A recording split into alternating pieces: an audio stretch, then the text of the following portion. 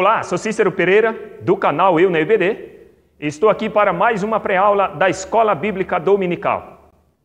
Se é a primeira vez que você está assistindo esse vídeo, obrigado, seja bem-vindo e que Deus nos ajude que neste vídeo você possa aí aprender um pouco mais da Palavra de Deus. Bom, a todos os inscritos do meu canal, aquele abraço, muito obrigado, Deus abençoe grandemente a vida de vocês.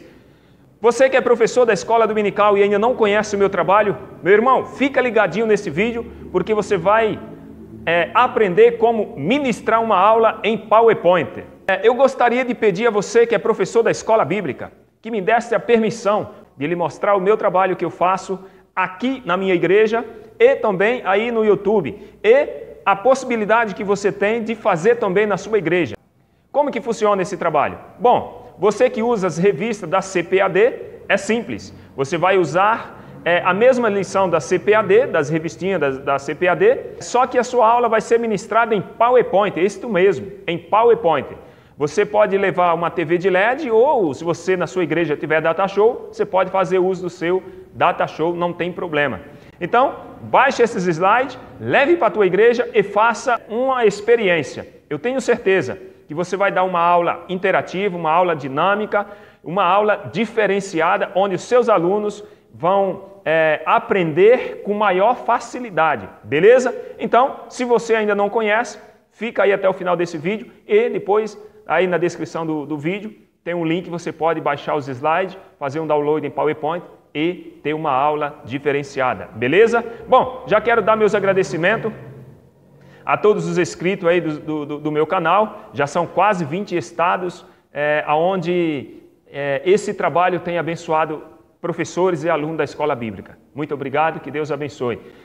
Também o pessoal lá dos Estados Unidos e da Alemanha, né? Tem o pessoal que usa esse trabalho na Alemanha e nos Estados Unidos. Muito obrigado, Deus abençoe a vida de cada um, certo? Bom, se você ainda não é inscrito no canal, não perca a oportunidade, se inscreva.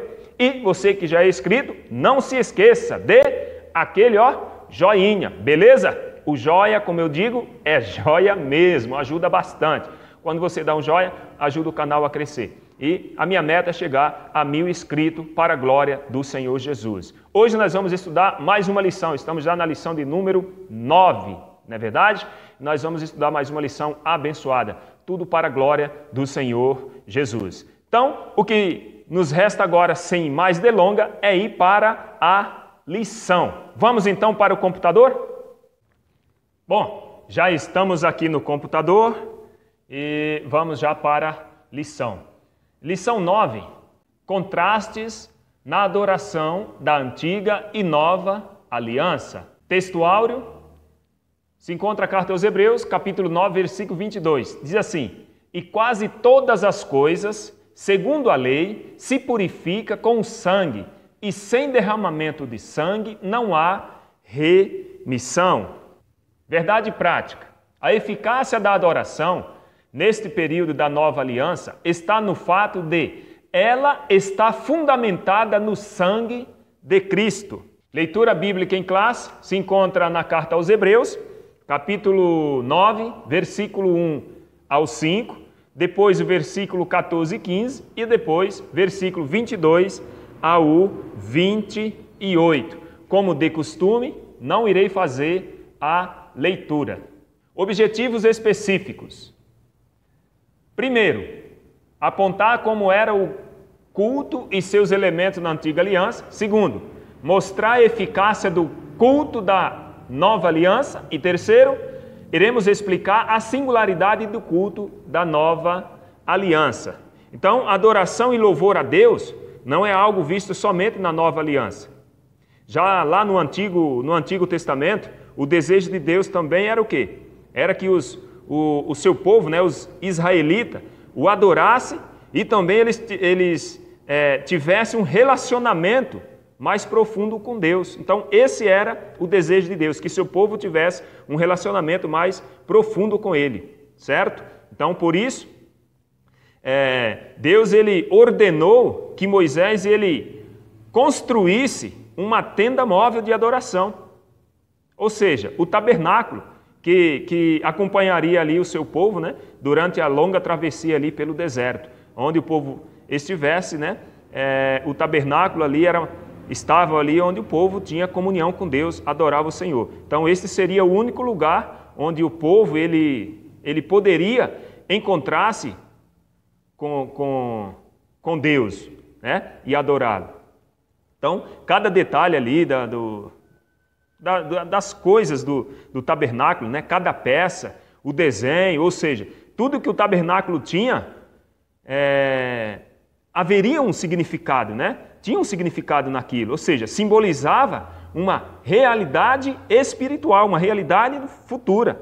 Então, na carta aos Hebreus, o autor ele detalha alguns princípios, ou alguns principais, né, melhor, utensílio ali do tabernáculo. Então ele destaca aqueles utensílios que era mais importante, digamos assim, né, que eram os principais, ele destaca a fim de quê? A fim de mostrar o sentido da adoração e do serviço sagrado na antiga aliança, tá certo? Então nós vamos estudar isso aí dentro desta lição.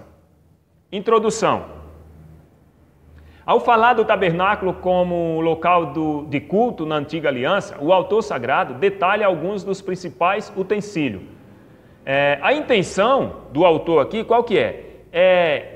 Contrastar a antiga adoração prestada pelo sistema sacerdotal da antiga aliança e o serviço prestado por Cristo no tabernáculo eterno da nova aliança. Então o foco aqui é a adoração prestada, tanto no velho sistema, né, no velho sistema sacerdotal, na antiga aliança, e o serviço prestado por Cristo.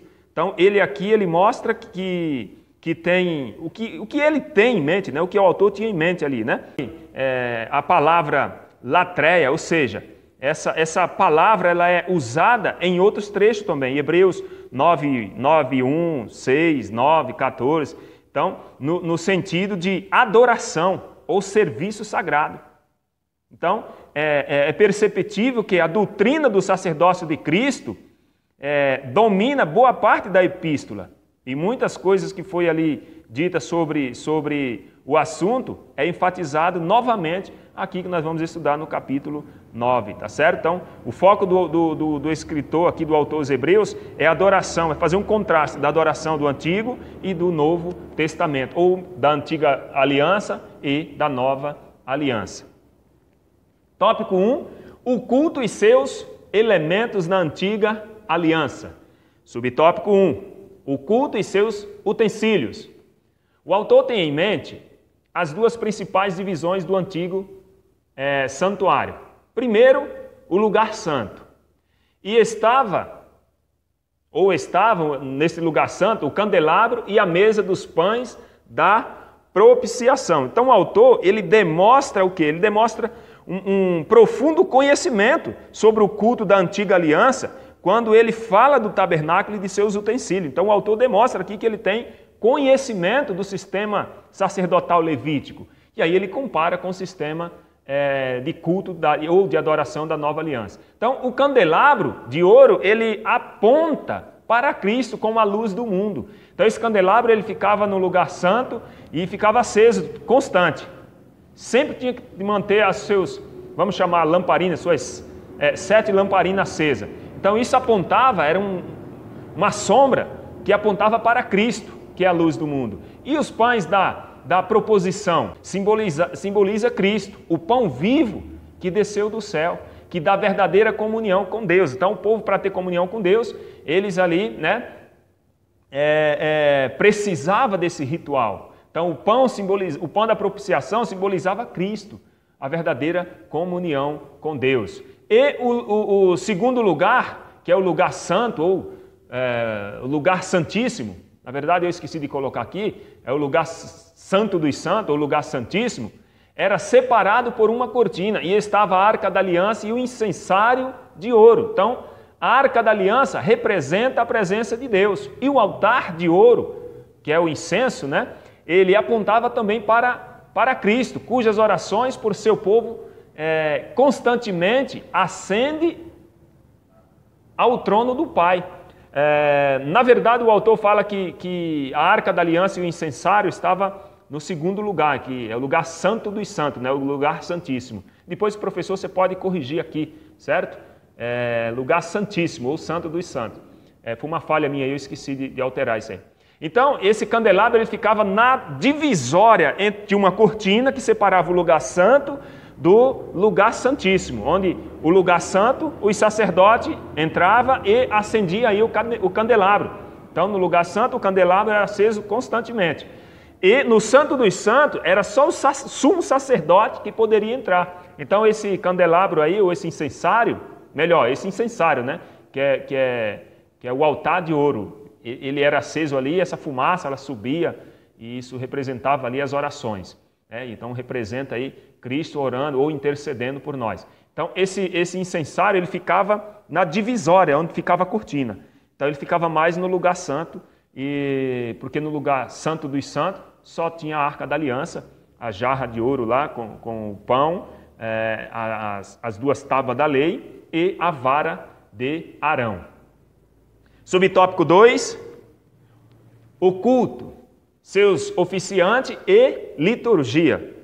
Há toda uma simbologia nesses utensílios do antigo culto, como demonstra a tipologia bíblica.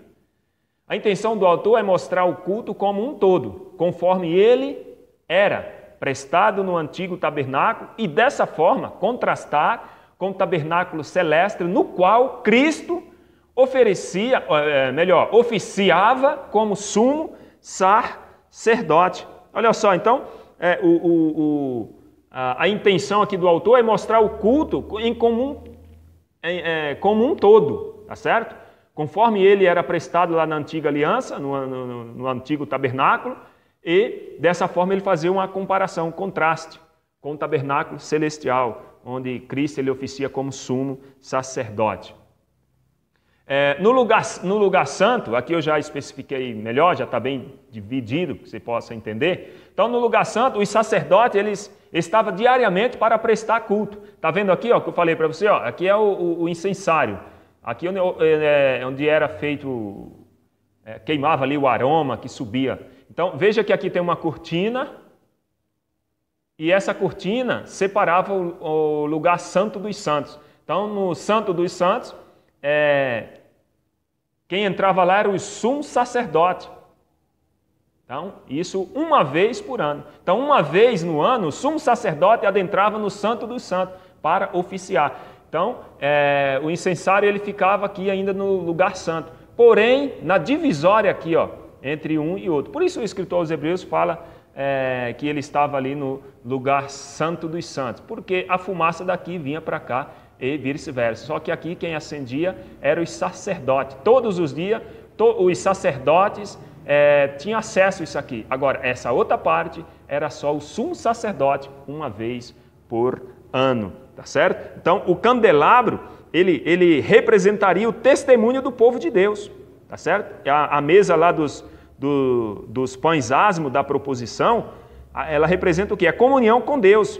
E o altar do incenso, que é esse aqui que eu te mostrei, esse que fica aí nessa divisória, entre o lugar santo e o santo dos santos, esse incenso aí representava o quê? A oração, né? A oração do povo ali. E a Arca da Aliança, ou a Arca do Conceito, ela representa a presença do Senhor. Então, o serviço sagrado prestado por eles era apenas uma sombra e não resolvia o problema da culpa. Por intermédio do sacrifício de si mesmo, Cristo entrou no Santo dos Santos celestial para resolver de uma vez por toda o problema do pecado. Então, o serviço dos sacerdotes não resolveu o problema da culpa da nação, do povo de Israel. Mas o sacrifício de Cristo, sim. Ele resolveu o problema da culpa, o problema do pecado. Foi um sacrifício de si próprio, não de animal. Ali os sacerdotes matavam os animais, os bichinhos inocentes, para oferecer a Deus em sacrifício do povo. Aqui Cristo foi o próprio Cordeiro de Deus. Então o animal que era oferecido era um animal inocente, mas porém ele não sabia o que estava acontecendo, ele não sabia que ia morrer. Cristo não fez isso de espontânea e livre vontade, ele sabia o que estava fazendo, certo? Tópico 2, a eficácia do culto na nova aliança. Subtópico 1, uma redenção eterna. A diferença entre o culto da antiga e da nova aliança. Sobre a eficácia da redenção operada por Cristo, o autor diz ir muito além do culto, ou do antigo culto. Olha só, nem por sangue de bode, de bezerro, mas por seu próprio sangue. Entrou uma vez no santuário, havendo efetuado uma eterna redenção, de acordo com Hebreus 9, 12. Nesse contexto, o sacrifício de Cristo foi completo, tá certo? O sacrifício de Cristo foi eterno. Ele não precisa mais entrar lá todos os dias para oferecer sacrifício pelo pecado do povo. Não, Cristo não precisa mais fazer isso. Ele fez uma única vez, coisa que na velha aliança tinha que se fazer isso todo dia. Olha só, a palavra redenção traz o termo grego litrosis, que significa resgate. Ou seja, com o sentido de quê? De libertação mediante o pagamento de um preço. Então, Cristo, ele nos libertou mediante um pagamento de um preço. Qual foi o preço que Cristo pagou? Foi a sua própria vida. Ele foi o sacrifício vivo. Ele foi o nosso redentor. Ele foi o nosso resgatador. Ele nos resgatou, pagou a nossa dívida. Para quem ele pagou? Para o Pai. Cristo pagou a nossa dívida que nós tínhamos com o Pai. Tá certo? Então, ele nos resgatou com preço. E essa libertação teve um preço, e preço de morte, preço de sangue. O culto levítico, com seus muitos rituais, produzia apenas pureza cerimonial. Mas o sacrifício de Cristo operou a redenção eterna. O culto levítico, ele só produzia o quê? Uma pureza cerimonial, era só um ato de cerimônia, um ato religioso. Mas o sacrifício de Cristo não, é redenção eterna. Nós somos lavados e remidos no sangue do Cordeiro, tá certo? Nós somos nova criatura, a nossa redenção é eterna, o sacrifício de Cristo foi eterno porque a nossa salvação agora em Cristo é permanente. Não precisa mais de sacrifício algum, não é verdade? Então nós já vimos que o sacrifício lá da antiga aliança era só uma sombra das coisas futuras. Então eles não conseguiram lá na velha aliança tratar com a parte interna do homem. Então, a parte interna do homem, da consciência, da alma, não era tratada, porque o sangue de touro, de bode, de cordeiro, dessas coisas, não tinha poder para purificar a alma, tá certo? Só o sangue de Cristo. Por isso haveria necessidade de uma segunda aliança, porque se a primeira aliança fosse perfeita, tivesse resolvido o problema da culpa, do pecado do povo, da culpa interior, não haveria necessidade de uma segunda aliança. Se houve a segunda aliança porque a primeira não foi completa, não foi suficiente. Então o sacrifício de Cristo, ele trata com o problema do pecado, mas no mais íntimo do ser humano, tá certo? Ou seja, na raiz do problema. O sacrifício de Cristo tratou o problema na raiz, não é algo exterior, cerimonial, não. Subtópico 2, uma consciência limpa. O sacrifício da antiga aliança possuía um pacto meramente externo, isto é, cerimonial. É o que nós falamos agora há pouco. Olha só, na verdade, esses muitos sacrifícios apenas o quê? Cobriam os pecados, em vez de removê-los. Salmos 32, 1, que diz assim, ó, bem-aventurado aquele cuja transgressão é perdoada e cujo pecado é coberto. Coberto, meu amado, é diferente de encoberto. Eu já vi pregadores falando que Deus ele encobria o pecado do povo. Isso não condiz com a verdade bíblica. Deus não cobria o pecado do povo. Deus nunca encobriu o pecado de ninguém, nem cobre nunca. Mas o sangue do Cordeiro era algo exterior, que cobria o pecado. Deus aceitava, só que era algo exterior. Eu coloquei essa figura aqui, do bonequinho pintando o outro, para mais ou menos a gente ter uma noção. Ou seja, o pecado ele existia. O sangue do Cordeiro cobria o pecado, então Deus aceitava. Porém, era artificial. O pecado ele não existia dentro do ser humano, na consciência, a culpa, sabe? O coração duro. O sangue do bode, do cordeiro, não transformava o coração humano. O sangue de Cristo transforma. Você está entendendo? Então, cobria nesse sentido, ou como Deus aceitava como um ato cerimonialmente feito, como como algo que Deus recebia como separado para eles. Porém, quando Cristo morreu na cruz, o sangue que ele derramou, as pessoas que morreram lá no Velho Testamento, que o sangue do animal cobriu, não pôde salvá-los. Mas o sangue de Cristo lá na cruz salvou esse pessoal. Por isso que ele desceu ao mundo dos mortos, ou seja, ao seio de Abraão, e, digamos assim, anunciou para aqueles que ali estavam a salvação. Não que ele foi pregar por arrependimento, não, mas ele se apresentou lá e diz, olha, eis-me aqui, aqueles que confiaram em mim, vocês confiaram em mim, estou aqui e vim para tirar vocês daqui. Porque hoje o paraíso não é mais um seio de Abraão, pelo menos nas partes baixas, para baixo, como diz a Bíblia. Mas o seio de Abraão hoje está no terceiro céu, onde Cristo levou quando ele ressuscitou e subiu aos céus. Então o sangue do bode e do cordeiro apenas cobria, era algo exterior. Algo exterior, não interior. Agora o sangue de Cristo transforma a vida, perdoa pecado, purifica a mente, limpa a consciência, dá leveza na alma e tudo mais, tá certo? O sangue de Jesus não apenas cobre a transgressão, mas a remove. Olha só, Hebreus 9,14. Quanto mais o sangue de Cristo, que pelo Espírito Eterno se ofereceu a si mesmo, imaculado a Deus, purificará as vossas consciências das obras mortas, para servirdes ao Deus vivo. O sangue de Cristo nos purifica a nossa consciência, nos dá virtudes, nos dá virtude, nos faz nova criatura em Cristo Jesus. O sangue de Cristo purifica e limpa a consciência, tornando-a apta para adorar a Deus.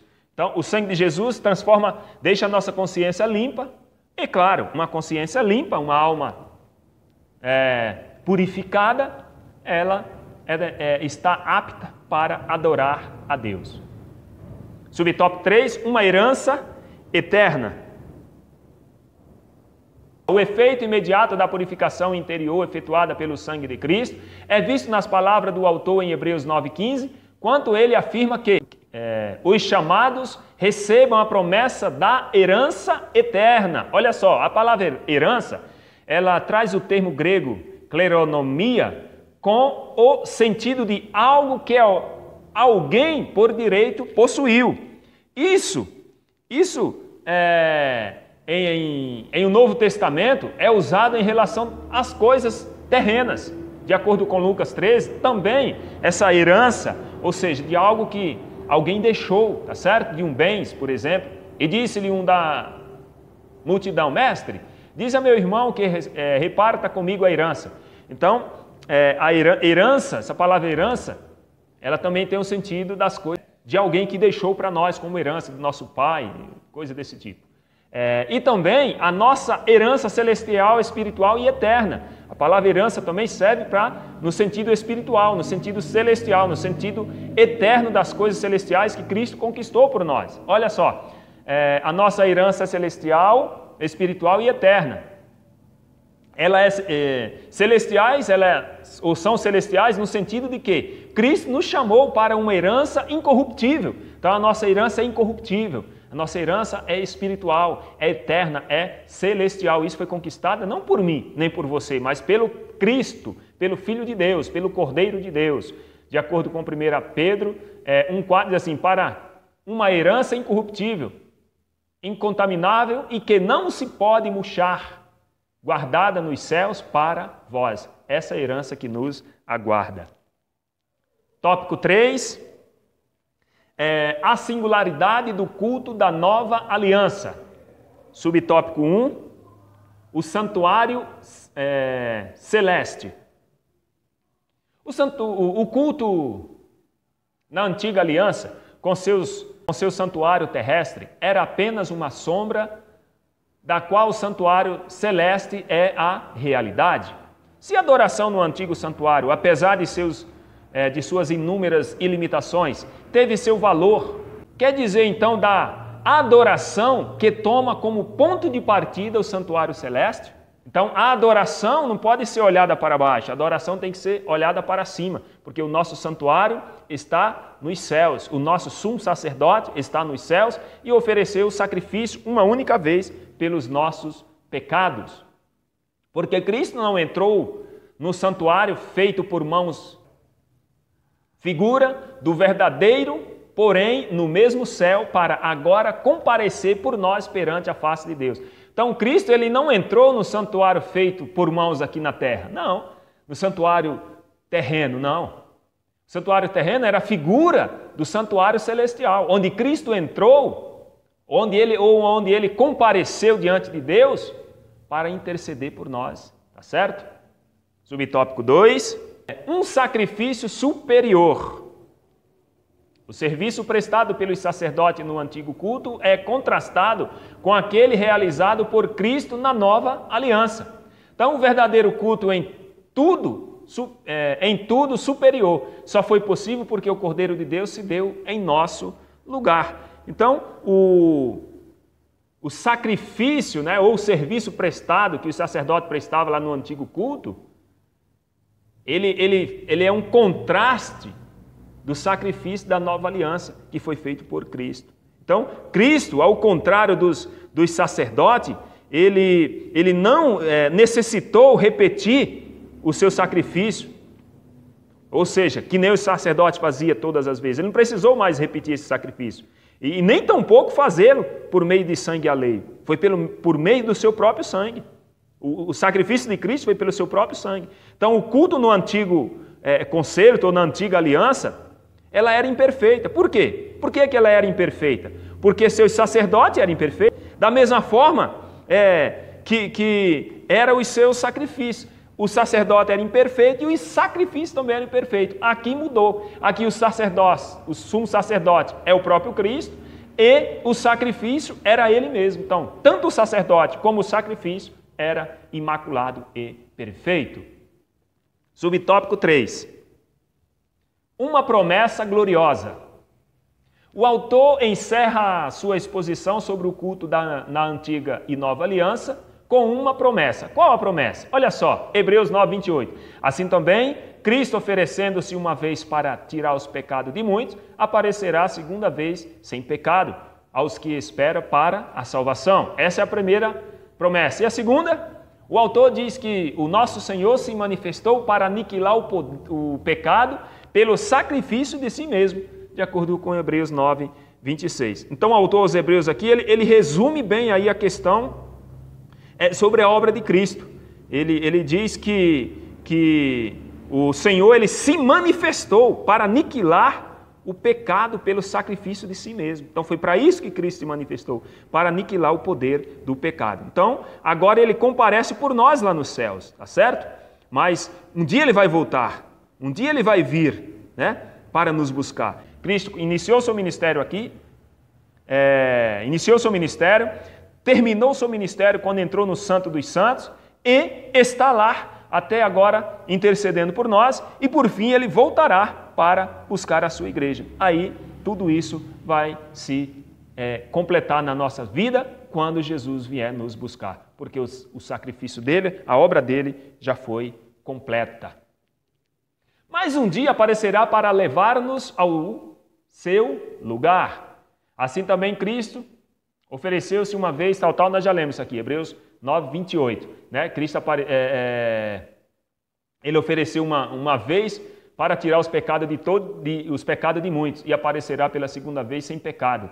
Para quê? Para aos que esperarem para a salvação. Então, se você espera em Cristo a sua salvação, se você espera em Cristo, pode aguardar, pode ficar tranquilo, descansa em paz no Senhor. Ele vai voltar para buscar o seu povo. Então, a segunda vinda dele vai ser para buscar a sua igreja.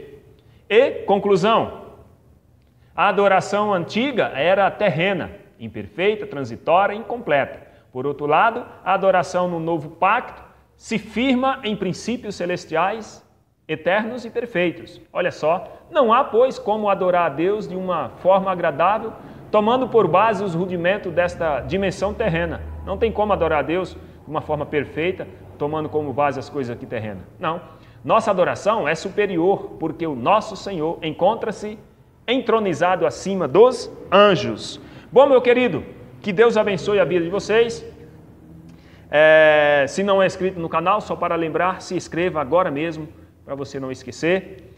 E você que já é inscrito, aquele joia, deixe seu like aí para nos ajudar. E todos os meus amigos aí que me assistem, que me acompanham, Deus abençoe. Atenção pessoal aí de Paulo Afonso, Bahia. Sexta-feira eu estou indo aí para Bahia. Sexta-feira estou saindo aqui de São Paulo. Então você que está assistindo esse vídeo hoje, que é sexta-feira, possivelmente, eu já estou chegando em São Paulo. Vai demorar um pouquinho a viagem, né? Vou sair daqui de São Paulo na sexta-feira de manhã. Vai ter conexão e tudo, então vou chegar em Paulo Afonso na madrugada do sábado, tá certo? Então, me aguarde aí, você que usa o meu trabalho aí em Paulo Afonso, que é a oportunidade de nós nos conhecermos, tá certo? Então, Mãe Augusta, aquele beijo, né? Aguarde aí que estou chegando, minha família, meu irmão, minhas irmãs, me aguarde aí que sábado, por volta entre 2 ou 3 horas da manhã, se Deus me permitir, estarei aí em Paulo Afonso, mais precisamente no bairro Tancredo Neves 3. O que nos resta é agradecer ao Senhor Jesus por tudo que Ele tem feito. Então, tudo isso e muito mais nós fazemos dentro do reino, se for da vontade dEle.